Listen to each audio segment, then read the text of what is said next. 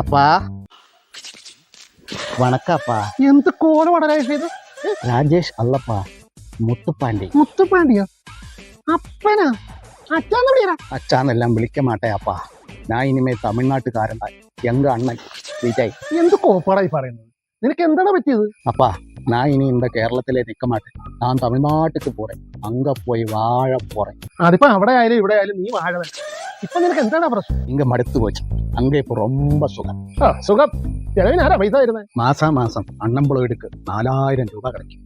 മാത്രമല്ല ഡിപ്ലോമക്കാർക്ക് 2500 രൂപയും கிடைக்கும். മൊത്തം 6500 രൂപ கிடைക്കും. പോരെ, ഈസിയാ പുട്ടും പൊറോട്ടയും ചിക്കനും അടിച്ചു വാഴല. ഇങ്ങ 5 രൂപ ഒരു പട്ടി പോലും തരില്ല. അതിന് നീ വേഷം കെട്ടിയിട്ട് കാര്യമില്ല. തമിഴനാകണം. തമിഴനല്ലല്ലോ. നീ തൈപ്പറമ്പിലെ അശോകന്റെ മോന്റെ രാജേഷല്ലേ? അതിന് ഞാനൊരു വഴി കണ്ടുപിടിച്ചിരിക്ക്. ഞാൻ അങ്ങ പോയി ഒരു തമിഴത്തിയെ കല്യാണം കഴിക്കും. തമിഴത്തിയോ?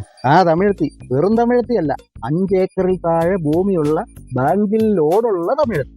അങ്ങനെ ഒരു തമിഴത്തെ കണ്ടുപിടിച്ച് കല്യാണ ആലോചനയുമായി ഞാൻ ചെല്ലും. അപ്പടി ഒരു ഫാമിലിയിൽ എനിക്ക് പെണ്ണ് തരുന്നതിന് അവർക്ക് ഒരു കുഴപ്പം ഉണ്ടാവില്ലല്ലോ. എന്താ കാരണം അൺഎംപ്ലോയിഡ് ആയ ഡിപ്ലോമയുള്ള എന്നെ കല്യാണം കഴിച്ചാൽ മാസം 6500 രൂപ അവർക്ക് കിട്ടും. അത് മാത്രമല്ല 5 ഏക്കറിൽ താഴെ ഭൂമിയുള്ള ആളുടെ കടം നമ്മ വിസൈ ഗവൺമെന്റ് എഴുതി തള്ളും. എപ്പടി ശരി. അപ്പൊ നിന്റെ കല്യാണത്തിന്റെ ചെലവരാ നോക്കും. എങ്ക അണ്ണൻ സുമ്മാവാ ഒരു പട്ടുസാരിയും 6 ഗ്രാം ഗോൾഡും. ഈ കല്യാണം കഴിഞ്ഞാൽ വല്ലതും വീട്ടിൽ വെച്ചോണ്ടാക്കി തിന്നണ്ടേ? പട്ടണം കിടക്കാൻ പറ്റുമോ? ഇവിടെ അല്ലേ അപ്പാ ഗ്യാസും ഗീസും ഒന്നും ഇല്ലാത്തത്. അവിടെ 6 സിലിണ്ടർ ഒരു വർഷം ഫ്രീ വരെ. മിച്ചം ഗ്യാസ് വേണമെങ്കിൽ അപ്പാവുക്ക് ഞാൻ ഇങ്ങ ഇറക്കി തരേ. എങ്ക അണ്ണൻ സുമ്മാവാ. ഗ്യാസ് കുറ്റി 6 തീർന്നു വിചാരിക്കുക. പിന്നെ നീ എന്തോ ചെയ്യും? തന്നെയല്ല, അവിടെ ഭയങ്കര ചൂടാ. നീ എങ്ങനെ കിടന്നു പറഞ്ഞു? Induction cooker, AC, TV, fan, fridge, light. ഒവ്വൊരു മാസവും 200 യൂണിറ്റ് കറണ്ട് ഫ്രീ. ബാക്കി കറണ്ടില് അപ്പന്റെ തലയ്ക്ക് ഷോക്ക് വരെ അടിപ്പിക്കാം. അതുകൊണ്ട് ഞാൻ പറഞ്ഞില്ലേ, ഞാൻ തമിഴ്നാട് പോവാ. ശരി, നീ പോകാതിരിക്കുക, എന്തെങ്കിലും ചെയ്യും.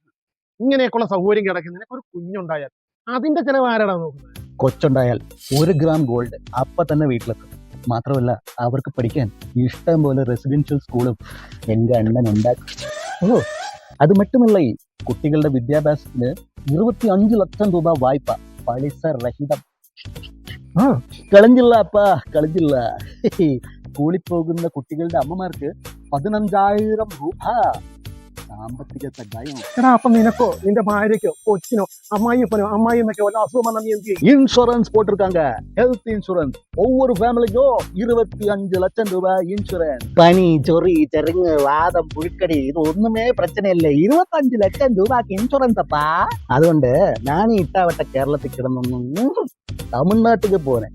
തുടിക്ക പോறேன். നിമ്മതിയാ വാഴ പോறேன். പോയിട്ട് വരാം അപ്പാ. ബൈ. മുത്തുപ്പണ്ടി.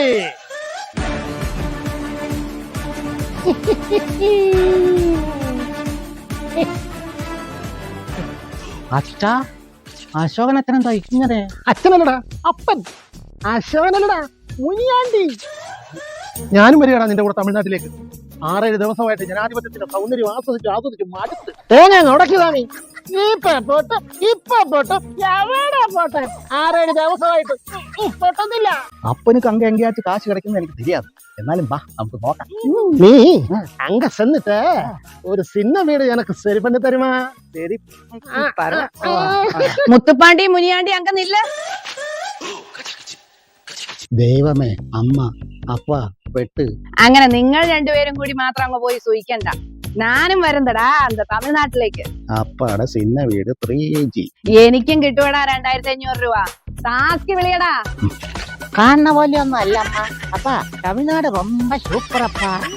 നമുക്ക് അങ്ക പോയി നല്ല വഴുക്കലാ. ശരിയാ വഴുക്കില്ല.